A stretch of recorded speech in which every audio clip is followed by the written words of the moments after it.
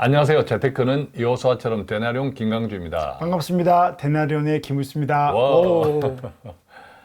자, 갈수록 수명이 고령화됩니다. 그죠? 네. 그러면서 과거에 알지 못했던 게 예상하지 못했던 재정적인 형편에 맞닥뜨리는 분들이 많고 네. 어떤 선택을 해야 될지 고민하시는 분들이 많는데요. 네. 오늘은 우리 센터장님 사례입니다. 고령자이죠. 70에 가까운 네. 분이라고 들었는데 자, 이 70에 가까운 분이 제가 얼핏 듣기로는 전체적인 총자산은 넉넉하고 네. 또 좋은 집에도 사는데 네. 생활이 조금 답답하더라. 네. 그래서 이것을 어떻게 풀어드리면 좋을까? 자, 그 사례입니다. 네. 구체적으로 어떤 내용이었습니까? 네. 아파트는 12억 정도 하고요. 예. 네. 상담 의뢰자는 69세입니다. 예, 69세. 그리고 이제 현재까지 월 소득이 아파트 경비원으로 120만 원 정도는 그때 예. 소득이 있고요. 예. 그다음에 연금은 국민연금 90만 원, 그다음에 이제 기초연금 부부 63만 원에서 한 150만 원 정도 연금이 나옵니다. 야, 12억 원 아파트에 살아도 기초연금이 두 분 다 나오네. 이게 이 기초연금의 기준으로 할 때 집값이 공시지가로 시세가 아니라 따지니까. 공시지가니까 공시가니까. 공시지가하고 시세가 좀 다른 많이 차이 거니까요. 나는 모양이에요. 네, 그죠? 네. 또 두 분 합산할 때 두 분이 기초연금의 대상으로 하는 소득 이하고 네, 등등하니까 그렇습니다. 어쨌든 63만 원을 받았는데 생활비는요? 생활비가 200만 원, 이게 이제 매달 200인데 비정기까지 예. 치면 200이 좀 더 필요합니다. 아, 200만 원 플러스 알파 정도 네, 들고. 네. 그럼 이분들은 월 120만 원 소득, 그다음에 국민연금, 기초연금 합해서 150만 원, 이게 두 개에 합하면 270만 원 정도인데 네, 네. 그러면 생활비 200만 원에서 부족하진 않죠. 예, 부족하진 않네. 현재는 그죠? 네. 예. 근데 이제 문제는 예. 69세시다 보니까 뭐 경비 하시는 일을 좋아하세요. 예. 근데 문제는 자꾸 몸이 안 좋으신 거죠. 그렇죠. 그래서 이제 자녀들도 그만하라고 하고 사실 막 70세 넘어서 이제 하고 싶지 않은 거죠. 몸이 안 좋으니까. 그래서 이제 일단은 소득 활동은 중단하다 예. 보니 이제 생활비가 부족하게 된 거고요. 자, 이분들도 목돈도 조금 있겠네요. 그래도 3천만 원 요즘. 정도 있습니다. 아, 크지는 않네. 그죠? 예, 집 산 지 얼마 안 돼서 아, 예. 예, 집 사고 이제 그쪽으로 돈을 다 하는 바람에 돈이 그 없습니다. 빚은 없겠네. 빚은 없습니다. 예, 빚은 네. 없고. 예. 자, 어떤 질문이 있었습니까? 구체적으로 그래서. 이제 고민인 거죠. 예를 들어서 아까 270을 벌어서 200을 쓸 때는 괜찮았는데 예. 왜냐하면 270을 벌어서 200을 쓰고 70을 저축한 게 아니더라고요. 예. 실질적으로는 그러니까 비정기 지출이 있지 않습니까? 예, 예. 매달 말고 연간 쓰는 거. 또 손자녀들 용돈 주고 뭐 세금 내기도 하고 자동차 보험료 내고 이런 아. 것들 1년에 돌아오는 게 또 예. 한 50만 원 되니까 예. 결국은 한 250 정도를 쓰시는 예, 거죠. 거의 그러다 뭐 보니까 소득을 다 쓰고 있었다. 네, 그죠? 다 썼던 거죠, 사실은. 그러니까 저축을 못 하고 3천만 원이 계속 그냥 유지되고 있었던 건데. 저 그런데 이제 네. 월 소득의 중요한 큰 몫을 차지하던 120만 원 아파트 경비였는데 네. 그만둔다 하면 그러죠. 일상 생활비에 큰 영향이 주겠네, 그죠? 국민연금하고 기초연금에서 150만 원밖에 안 나오니까, 안 나오니까. 월 뭐 100 정도는 부족한 거죠, 사실. 예, 그러겠네. 네. 예. 네. 그래서 이분들의 생각은 또 여기저기도 물어보고 이야기하고 또 자녀가 아들 둘, 딸 하나가 예. 있으니까 의논했겠죠. 예. 그래서 이제 아파트를 팔고 12억 팔고. 네, 어쨌든 이제 그 부분 생각하고 있더라고요. 조금 더 지방으로 가든지 해서 한 7억 정도 아파트를 옮겨놓고 전세 말고요. 아, 전세 말고. 네, 옮겨놓고 그다음에 한 5억 원이 남으니까 이것도 어떻게 굴리면 좋을까를 의뢰하러 온 거죠. 일을 안 하는 대신에 7억 원 아파트를 옮기고 5억 원을 굴려서 지금 소득 활동을 했던 그 정도의 소득을 네. 얻으면 좋겠다. 그런 거죠. 생각은 상당히 이상적인데. 네, 그리고 또 주택연금도 생각나고 막 복잡한 거죠. 그래서 예. 근데 또 이제 집은 어. 이 연세 되신 예. 분들이 아무리 대나리온을 파고 주택인가 우리가 이야기를 많이 해도 아 그래 해야지 했다가 또 집은 남겨야지. 옛날 정서가 네, 그죠. 네, 네. 집은 남겨야지. 그러니까 주택임금에 대해서 약간 부정적으로 생각하시는 분이네. 그리고 예. 또 좀 중요한 게 자녀들도 중요한 것 같아요. 이 요즘 자녀들이 이런 상황에서 만약에 자녀들이 전부 주택연금 다 하세요. 예. 남길 필요 없어요. 강요해야 돼, 예, 강요해야 우리 집이 돼. 필요 없어요. 그래서 막 강요하면 괜찮은데 막 그렇지 않은 또 자녀들도 있거든요. 예, 그러면 예. 이제 또 마음이 짠한 거죠. 네. 예. 그래서 결과적으로 이제 주택임금에 대해서는 조금 부정적인 생각이시고 그죠. 예. 그렇죠. 그래서 이제 고민이에요. 주택연금은 또 안 하고 싶어 하는데 또 5억을 이제 어떻게 운영하냐 이렇게 질문하셨거든요. 자, 이분 같은 경우에는 어떤 조금 걱정해야 될 게 있을까요? 그렇게 했을 때. 보통 이제 저는 이론적으로는 보면 되거든요. 왜냐하면 우리가 많이 했지만 7억 원을 주택연금을 안 받더라도 예. 이분의 질문은 그거거든요. 예. 그러니까 5억 원을 운용해서 예. 데나리온에 뭐 이렇게 월 배당도 있고 예. 요즘 또 주가도 낮아서 뭐 ETF도 예. 있다고 하던데 다 들으신 거예요. 예. 소개로 또 데나리온 보시니까. 또 뭐 국민연금 기초연금에도 네. 150만 원 있으니까 있으니까. 거기다 5억만 잘 굴리면 그럼요. 그 5억을 굴리면 되지 않냐. 주택연금을 하지 않은 이유가 5억을 굴리겠다는 생각인데 예. 생각해 봐야 될 것들이 예. 있는 거예요. 왜냐하면 이분들이 투자의 경험이 전혀 없는 분이에요. 대체로 그렇죠. 네. 예. 그리고 또 예전에 주식을 했다가 손해본 경험들이 있어서 또 대체로 그래. 네. 그래서 이제 투자하러 왔다가 제가 물었거든요. 예. 그럼 이제 원금 보장은 어떡하냐니까 절대로 원금 보장 되겠대. 그래서 그럼 은행밖에 없네. 근데 어떻게 이야기하는가 하면 센터장이 원금 보장되고 투자해 주세요. 라고 하는데 예. 그런 거 없습니다. 예. 라고 했고요. 예. 두 번째가 이제 저는 이거는 이분들에게 상품보다는 삶으로 봐야 되는데 두 번째가 70대 이후잖아요. 예. 그 삶을 생각해야 되는데 예. 70 이후의 삶을 생각할 때 우리가 좀 재테크적으로나 삶으로 어떤 어려움이 있을까요, 대표님? 첫 번째는 지금 이분도 음. 지금까지의 소득 활동을 네. 조금 건강 때문에 못하겠다 이렇게 네. 말씀하시는 것처럼 아무래도 맞습니다. 건강이 떨어지겠죠. 네. 또 하나 더 있으면 건강이 떨어지겠고 금융 사기꾼들 중에 네. 금융 사기를 많이 당하는 사람들이 주로 노령자들이거든요. 맞습니다. 어디 모임 가서 굉장히 이상하게 그냥 5천, 예. 1억을 당하고 오거든요. 예.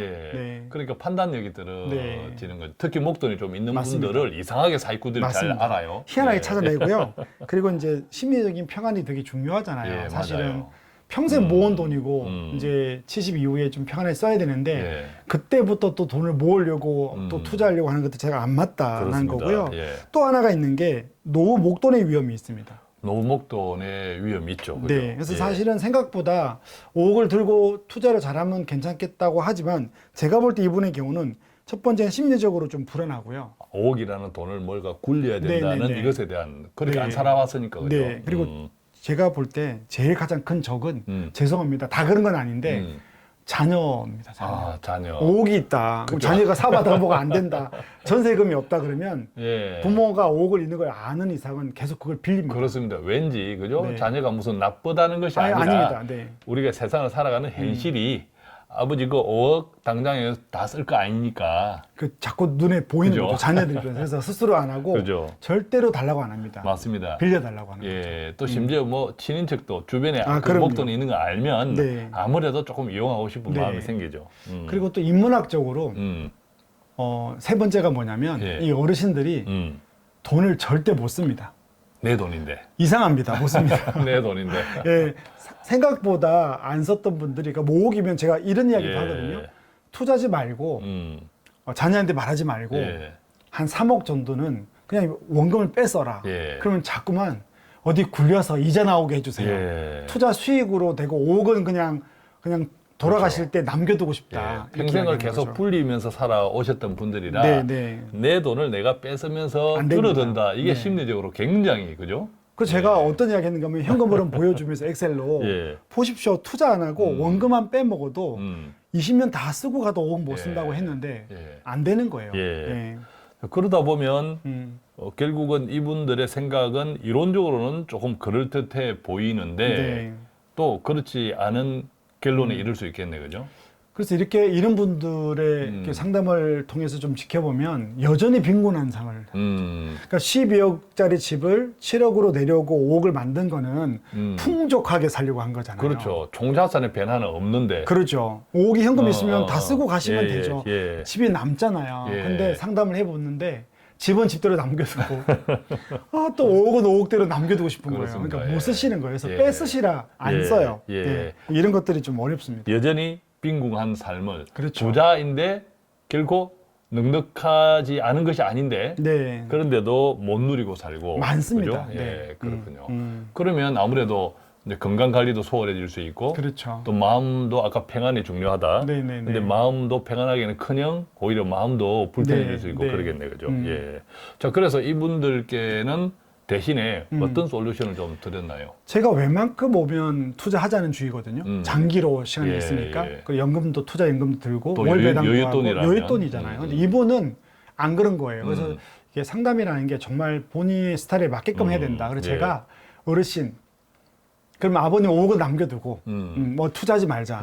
단 7억짜리 집을 주택연금을 받자. 그럼 거기서 월 돈 나오는 게 있지 않습니까? 예, 예, 7억이면 뭐 30, 40만 이분들이 원? 한 70세 같으면 7억에 150만 원 나오는 시가로 거죠. 하니까 네네네네. 시가로 하니까 한 150에서 200 정도 그쵸. 나오겠네, 그죠? 그러면 예. 문제 없는 거죠. 문제 예. 없죠. 그리고 5억을 차라리 주택연금을 받고 5억을 갖고 있자. 예, 그런 이야기를 해드린 거죠. 그럼 5억을 뭐 극단적으로 네. 자녀들한테 빌려준다 하더라도 예컨대, 네. 예컨대 음. 아까 이분들이 국민연금, 기초연금 해서 한 150만 원 정도 네, 그건 네, 계속 네. 받을 것이고 그렇죠. 여기에다가 7억에 따른 주택연금 170만 원? 예컨대 뭐 150에서 200 네, 가까이 네, 나온다면 그 두 개만 300 합해도 얼마가 나오죠. 예 살아가시는 데는 네. 부족함이 없겠네요. 그러니까 오히려 사실은 생각해 보면 그냥 7억을 집 쓰고 5억을 운용하면 좋겠다는 게 일반적인데 이분에게는 5억을 그냥 운용하지 말고 예. 네, 그냥 놔두고 이자만 조금 받고 근데 또 아마도 아까 이야기했지만 자녀들에게 또 좀 필요하면 나갈 거예요. 그래도 주택연금을 받으니까 생활은 된다. 결국 관건은 주택연금이네. 그러니까 주택연금입니다. 주택연금에 대한 인식만 네. 조금 바꾸어도 네.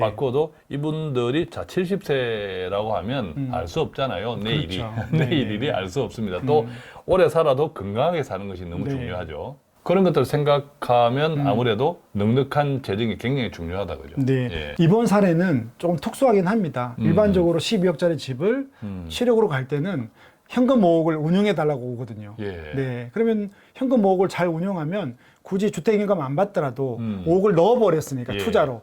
그러면 뭐 누가 달래도 줄 수도 없고 예. 월 배당을 주택연금처럼 받아서 그게 만약에 4%만 잡아도 150만 원 나오니까요. 예. 원금 놔두고. 근데 이 집 같은 경우는 그렇게 안 되는 거예요. 그래서 주택연금을 받고 돈을 놔두자. 근데 돈은 조심하자. 그렇죠. 물론 배당 상품이라도 이게 투자 상품이니까 원본이 왔다 갔다 해요, 그죠? 네네네. 그 정도 변동성은 또 견딜 수 있어야 되는데 네. 아까 쭉 말씀드려 보면 이분은 원금 보장이 아니면 굉장히 마음이 불편한 분이니까 병나세요. 그죠? 예, 병나시니까 그것도 좀 그렇겠고. 네. 결국 핵심과 관건은 주택연금이다. 맞습니다. 예, 주택연금에 대해서 생각만 조금만 바뀌어도 네. 지금처럼 뭐 7억 원으로 조금 집을 바꾸고 내 집에 편안히 살고 또 목돈 뭐 마음이 남겨두고. 편안한 대로 네네네. 좀 운용을 하고 네. 뭐 그렇게도 사는 데는 넉넉하네 여유가 네네. 있네요. 예. 오히려 주택연금 나중에 나오고 제 생각에는 한 2, 3년 받다가 생활비가 넉넉하면 제 생각에는 5억에 대해서도 조금 1, 2억 정도는 운용을 그렇죠. 해달라고 이야기할 수 있을 예, 것 같아요. 해보면 살아보면서. 네. 기다려봐야죠. 자, 그러니까 같은 집에 살면서도 어떤 선택을 하느냐에 따라서 일상의 삶은 굉장히 달라진다. 네, 그죠? 맞습니다. 예. 자, 오늘은 이제 70대를 살아야 되는 분께서 당장에 생활비가 불편하다. 어떻게 하면 좋을까요? 라는 사례를 가지고 구체적으로 나누어 보았는데 오늘 방송 들으시는 분들 가운데 당사자, 해당자 분도 있겠고 또 이런 부모님들을 그렇죠. 곁에 두고 있는 자녀분들도 있을 거잖아요. 네. 조금 도움이 되면 좋겠고 저희 대나리오는 세대를 떠나서 어떤 형편에서도 오늘의 재정, 주신 재정을 잘 누리면서 복된 인생을 살 수 있는 그런 다양한 정보들을 함께 나누고 있습니다. 오늘 내용도 도움이 되었기를 바라면서 저희는 여기서 마치겠습니다. 고맙습니다. 감사합니다.